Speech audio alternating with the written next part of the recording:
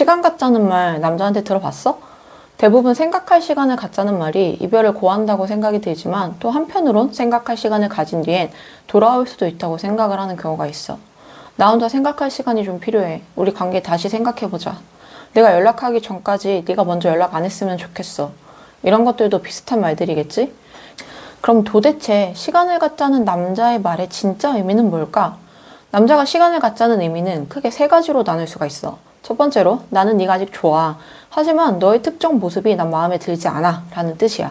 일종의 강한 경고 같은 거지. 두 번째로 나는 더 이상 널 좋아하지 않아. 하지만 헤어지자는 말을 하는 게 너한테 상처가 될 것 같아. 그래서 시간을 갖자고 돌려 말하는 거야. 즉 이별을 의미하는 거지.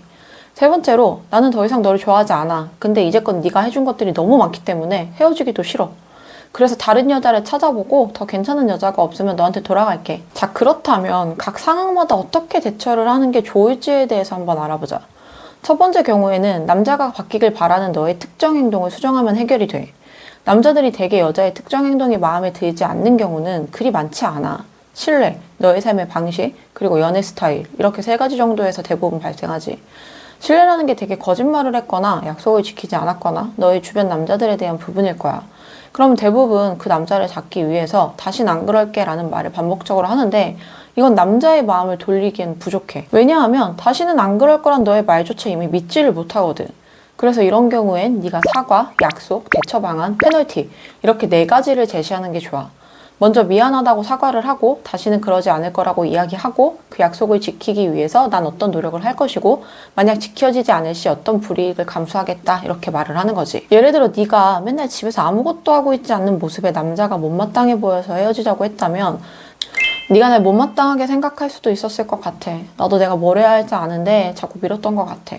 그래서 방금 헬스장도 등록을 했고 미룬 일도 시작을 했어. 네가 날 못 믿을 수 있다고 생각하는데 만약에 내가 지금 약속한 걸 한 주도 지키지 못하면 헤어지자는 말에 아무런 변명도 하지 않을게. 이런 식으로 말을 하는 거지. 그리고 인스타 스토리를 통해 네가 매일 그 약속을 지키려는 모습을 보여주면 곧 연락이 올 거야. 다만 주의해야 할 게 있어. 사회 통념상 굳이 너가 바꿀 필요가 없는 부분을 남자가 요구하고 따르지 않으면 헤어질 거란 말을 들었다면 그건 해선 안 돼. 예를 들어 남자가 나는 네가 일할 때에도 나한테 수시로 연락했으면 좋겠어. 안 그러면 우리 시간을 좀 가져야 될 것 같아. 라고 말을 한다면 이런 건 들어줘선 안 돼. 왜냐하면 너의 삶에서 가장 중요한 건 너기 때문이야. 이런 남자들이라면 굳이 다시 만나지 않아도 되니까 너의 행동을 수정하지 마. 두 번째와 세 번째는 사실 대처 방법이 동일해. 결국 원인은 권태기야. 남자가 시간을 갖자는 말을 했을 때 네가 첫 번째로 해야 할 거는 그 말을 할 거라 예상했었어 라고 말을 하는 거야. 왜 이 말을 가장 먼저 해야 할까? 먼저 당황하는 모습을 보이지 않기 위해서야. 만약 네가 당황하는 모습을 보인다면 이 관계에서 주도권은 남자가 가졌다고 생각을 하게 돼. 그리고 이미 예상했다는 느낌을 주기 때문에 너만의 문제가 아닌 서로의 문제로 바뀌게 되는 거지. 만약 네가 당황하는 모습을 보이게 된다면 남자는 이 여자는 나에 대해서 아무것도 아는 게 없네? 라고 생각을 하게 돼. 그러니까 이미 예상하고 있었다는 뉘앙스를 전달하는 것만으로도 남자는 네가 감정적으로 반응하지 않는 모습의 대화가 될 거라고 느낄 거야. 여기서 남자는 시간을 갖자는 이유에 대해 이야기할 수도 있고 그냥 얼버무릴 수도 있어. 이런 경우엔 딱히 왜인지에 대해서 물어보지 말고 그냥 남자의 눈을 보고 남자가 무슨 말을 할 때까지 기다려. 절대 울거나 화를 내는 모습을 보이면 안 돼. 그러면 남자는 너와 대화하기가 싫어지고 그 자리를 떠나고 싶다 생각할 거야. 두 번째로 해야 할 건 공감이야. 남자가 너와 시간을 갖자고 하는 이유에 대해 솔직하게 이야기한다면 그 이야기를 듣고 그냥 끄덕이면서 공감하는 거야. 그럴 수도 있겠다. 그런 감정이 들 수도 있겠네. 이런 식으로 말이야. 만약에 시간을 갖자는 말 외에 이유에 대해 이야기하지 않는다면 왜 시간을 갖자고 하는 건지 물어봐. 다만 이렇게 이야기해. 내가 너한테 잘못한 게 있어서 시간을 갖자고 하는 게 아니라면 우리가 안 좋게 끝나는 건 아니라고 생각해. 그래서 네가 없는 내 미래도 응원해줄 생각이 있다면 내가 개선할 점이 뭔지 말해줬으면 좋겠어. 이렇게 말해도 남자가 이유에 대해서 이야기하지 않는다면 그냥 유추해서 말을 하는 게 좋아. 시간 갖자는 말 오늘 할 것 같다고 예상했어. 왜 그런 말을 하는지 대충 알고 있으니까 상처 주기 싫어서 말 못하는 거면 굳이 안 해도 돼. 남자는 아마 너의 이런 대처에 놀랄 거야. 이미 예상했다는 모습, 당황 하나 없는 기색, 공감하는 태도 이런 건 아마 너에게 예상되는 모습은 아니었을 거거든. 예상이 불가한 건 언제나 매력적이야. 권태기는 결국 상대에 대한 매력을 느끼지 못하기 때문에 생기는 현상이야. 권태기가 왔을 때 답은 단순해. 너의 매력을 다시 보여주는 거야. 네가 너의 삶을 열심히 사는 모습, 다른 남자를 만나는 것 같은 의심이 드는 모습, 열심히 운동을 하는 모습, 너의 미래를 위해 준비하는 모습, 이런 걸 SNS로 보여주는 거지. 남자친구는 무조건 너의 SNS를 염탐할 거야.